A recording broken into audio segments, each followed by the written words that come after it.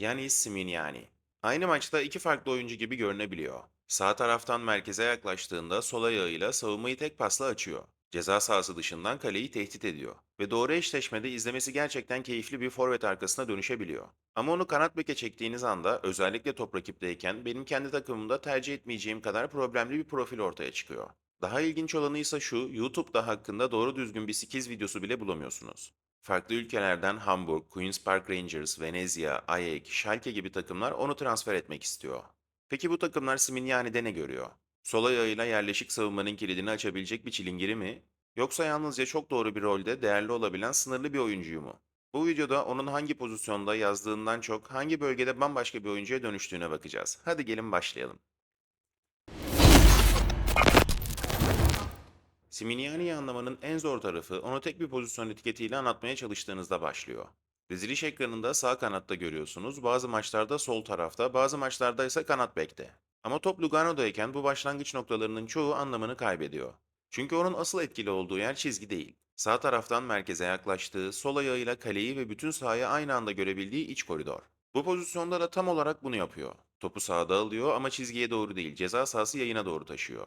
Daha pası vermeden arka direkteki koşuyu işaret ediyor.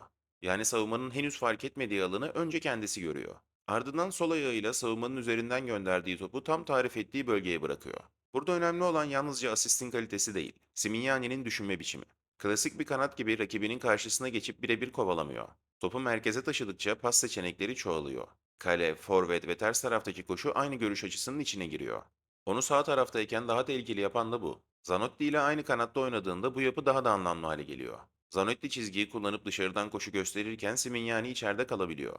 Üç rakibin arasından Zanotti'ye gönderdiği şu pas ikilinin görev paylaşımını çok iyi anlatıyor. Genişliği bek sağlıyor, kanat oyuncusu ise sağ iç koridorda oyunun kilidini arıyor.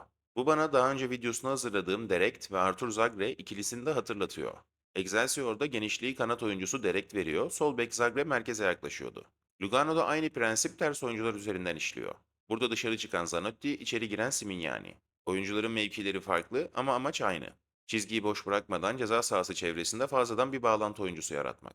Bu yüzden Simignani'yi yalnızca sağ kanat ya da sol kanat olarak görmek yeterli değil. Üçlü orta sahanın sağında, sağ forvet arkasında ya da sağdan içe devrilen bir hücumcu olarak da aynı alanlara ulaşabilir. Onun için belirleyici olan formasyondaki harfler değil, sağ tarafta sol ayağıyla merkeze bakabileceği bir cep bulması. Sol tarafta oynadığında zaman zaman kaliteli ortalar çıkarıyor. Hatta etkili pozisyonlar da üretiyor. Fakat çizgiye daha fazla mahkum kaldığında oyununun sınırları daha görünür hale geliyor. Hızla rakip geçen, topu uzun mesafeler taşıyan bir kanat olmadığı için asıl değerini kaybediyor. Sağ taraftaysa topu içeri çektiği anda pası, ortası ve şut tehdidi aynı aksiyonun parçasına dönüşüyor. Yani Simignani'nin pozisyonunu sorarsanız cevabım sağ kanat olmaz. Bence onu en doğru anlatan tanım sağ iç koridor oyuncusu. Simignani'nin oyununu değerli yapan şey savunmayı sürekli adam eksilterek bozması değil. Ferah topu aldığında hızını ve taşıma gücünü kullanarak savunmanın dengesini doğrudan bozabiliyordu. Simignani ise daha sınırlı ama daha farklı bir çözüm sunuyor. O, rakibin yerleştiği anlarda boşluğu kendi koşusuyla açmaktan çok başkasının koşusunun yarattığı alanı görüp doğru pası bulmaya çalışıyor. Bu pozisyon bunun en iyi örneklerinden biri. Top ayağındayken ilk bakışta pas yolu kapalı gibi görünüyor. Takım arkadaşı altı pası hareketleniyor ve savunmanın dizilimi bozuluyor. Simignani'nin fark ettiği şey koşunun kendisi değil, o koşunun arkasında açtığı koridor. Yerden gönderdiği ince pas doğrudan asist olmuyor ama hücumun kilidini açan aksiyon bu. Top altı pas köşesine ulaşıyor, ardından içeri çevriliyor ve Lugano golü buluyor. Simignani'nin birçok pozisyonda yaptığı da tam olarak buna benziyor. Skora son dokunuşu yapan oyuncu olmayabilir ama savunmanın şeklini bozan pası o veriyor. Bir başka pozisyonda savunmanın üzerinden aşırtarak ceza sahasına koşu yapan arkadaşını bulabiliyor. Başka birinde tek pasla takım arkadaşını savunma arkasına çıkarıyor ve rakip sonradan faulü yapmak zorunda kalıyor. Bu pasların ortak tarafı gösterişli olmaları değil.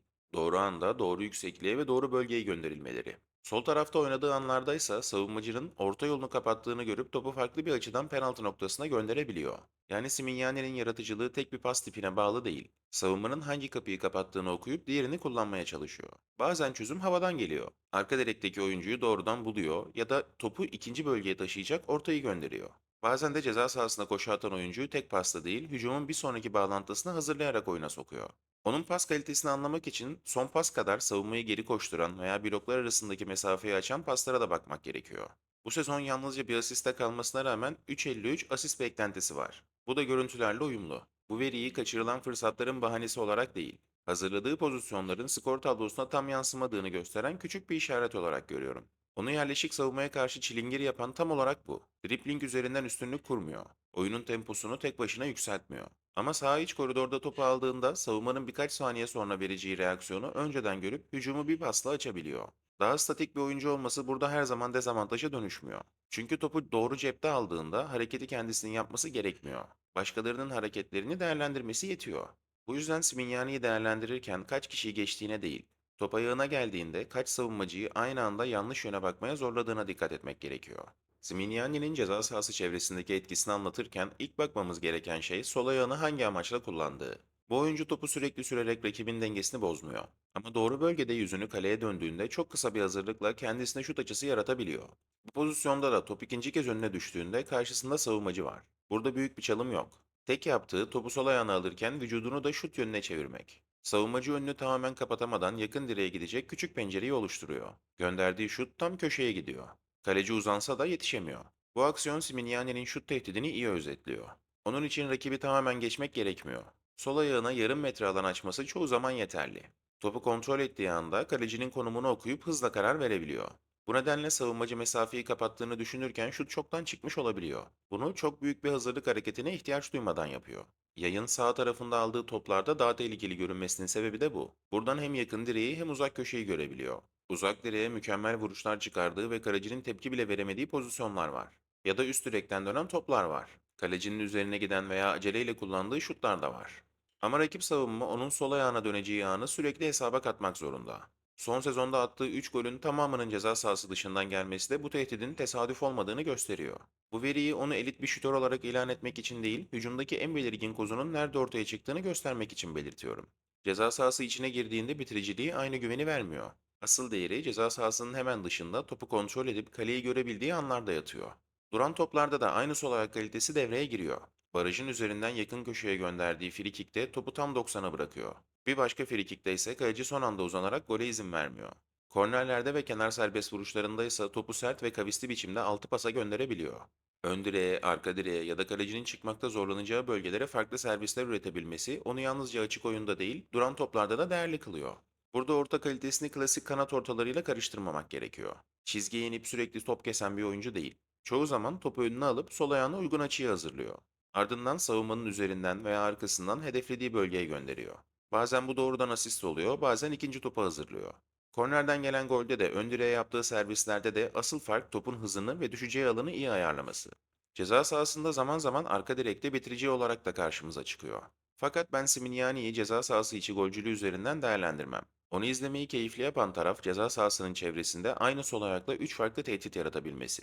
Rakip onun şutunu kapatmak için öne çıktığında arkasındaki koşuyu bulabiliyor. Pas yolunu kapattığında topu kaleye gönderebiliyor. Savunma biraz daha geri çekildiğinde ise duran top kalitesini veya kavisli ortasını kullanabiliyor. Simignani'nin hücumdaki çilingir rolü burada daha görünür hale geliyor. Hızla değil, ceza sahası çevresinde savunmaya birden fazla kötü seçenek bırakarak tehdit oluşturuyor. Simignani'nin geçiş hücumlarındaki rolünü de doğru tanımlamak gerekiyor. Çünkü bu oyuncu topu kendi yarı sahasından alıp 40 metre taşıyan, hızlanarak savunmacıyı geri koşturan bir kanat değil. Geçişteki değeri daha çok top ayağına gelir gelmez koşuyu görüp hücumu tek pasla öne taşımasında ortaya çıkıyor. Rakip kornerinden sonra top önüne düştüğünde hiç beklemeden sağ taraftaki koşuyu buluyor. Lugano bu erken pas sayesinde rakip yerleşemeden hücumu devam ettiriyor ve pozisyon golle sonuçlanıyor. Bir başka örnekte kendi yarı sahasından ters kanada gönderdiği uzun top takım arkadaşını doğrudan ceza sahasına taşıyor. Burada Simignani geçişin sonunda değil başlangıç noktasında değer üretiyor. Sağ çizgiden sol kanata attığı uzun paslarda da aynı fikir var. Topu ayağında gereğinden fazla tutmuyor. Savunmanın kaydığı yönün tersine oynayarak atağın açısını değiştiriyor. Zaman zaman merkezden hat kıran pasla da rakibin orta saha hattını tek hamlede devre dışı bırakabiliyor. Maç başına 2.1 isabetli uzun top üretmesi bu görüntülerle uyumlu. Asıl mesele ne zaman oyunun yönünü değiştirmesi gerektiğini bilmesi. Simignani elbette gerektiğinde ceza sahasına doğru koşuda atıyor. Fakat onu geçiş hücumlarında özel yapan şey koşunun kendisi değil. Bu nedenle hızlı hücum oynayan bir takımda ondan ana taşıyıcı olmasını beklerseniz sınırlarını görürsünüz. Ama önünde koşu atan oyuncular varsa ilk veya ikinci pası verecek kişi olarak daha anlamlı hale gelir. Simignani'nin güçlü yönlerini doğru tanımlamak kadar bu özelliklerin nerede sona erdiğini görmek de önemli. Simignani'nin top sürmesi daha çok sol ayağına uygun açıyı bulmak için kullandığı kısa yön değişikliklerinden oluşuyor. Açık alanda hızlanıp arkasında rakibi bırakan ya da birebirleri tekrar tekrar zorlayan bir oyuncu değil. Maç başına 1.2 başarılı dribling üretmesi de top taşımanın oyunundaki yerini aşağı yukarı anlatıyor. Yapabildiği bir şey ama hücumunun ana kaynağı değil. Sol tarafta boşluğa hareketlenip savunmacıyı düşürdüğü bu pozisyonda kendisine çok iyi bir şut alanı yaratıyor. Ancak top sağ ayağına kaldığında vuruşun kalitesi belirgin biçimde düşüyor. Bir başka hücumda yine sağ ayağıyla orta açmak istiyor. Top istediği bölgeye gitmeyip kaleye yöneliyor ve üst direkten dönüyor. Neredeyse ilginç bir gol çıkacak olsa da pozisyon zayıf ayağındaki kontrol seviyesinin sınırlı olduğunu gösteriyor. Ceza sahası içindeki bitiriciliğinde de benzer bir dalgalanma var. Hava toplarında iyi yükseldiği, doğru yerde top aldığı pozisyonlar görebiliyoruz. Fakat müsait durumda yaptığı tek vuruşlar her zaman aynı temizliği taşımıyor.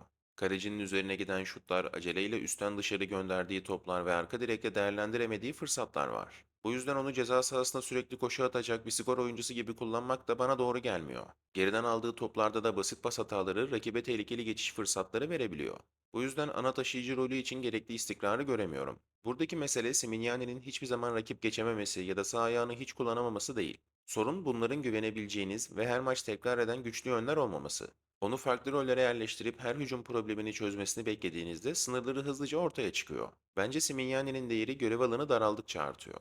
Sağ iç koridorda topu alacak, sol ayağıyla pası, ortayı veya şutu seçecek. Ondan çizgide sürekli birebir kazanmasını, iki ayağıyla aynı kalite üretmesini ya da ceza sahasında güvenilir bir bitirici olmasını beklerseniz başka bir oyuncu arıyorsunuz demektir. Onu faydalı yapan çok yönlülüğü değil, belirli bir bölgede belirli çözümleri gerçekten kaliteli uygulayabilmesi. Simignani'nin kanat bekte oynadığı bölümler benim oyuncu ile ilgili en büyük soru işaretimi oluşturuyor. Ceza sahası çevresinde karşısındaki oyuncu iki kez yön değiştirip ondan iki kez sıyrılabiliyor ve pozisyon golle sonuçlanıyor. Bir başka pozisyonda arka direkteki oyuncuyu takip etmiyor ve rakibe net bir şut şansı doğuyor. Geniş alanda birebir savunurken de rakibin ilk hamlesine karşı ayakta kalmakta zorlandığı anlar var. Elbette her aksiyonu kötü değil. Araya girip ortayı uzaklaştırdığı pozisyonlar da bulunuyor. Ama benim için mesele tek tek müdahaleler değil. Savunma tekrarının ve konsantrasyonunun ne kadar istikrarlı olduğu. Bu yüzden o tarafın zaman zaman aksadığını düşünüyorum. Kanat bek rolü ayrıca oyuncunun hücumdaki değerini başka bir yere taşıyor. Çizgiyi tek başına vermesi, geriye kadar dönmesi ve geniş alanı savunması gerekiyor.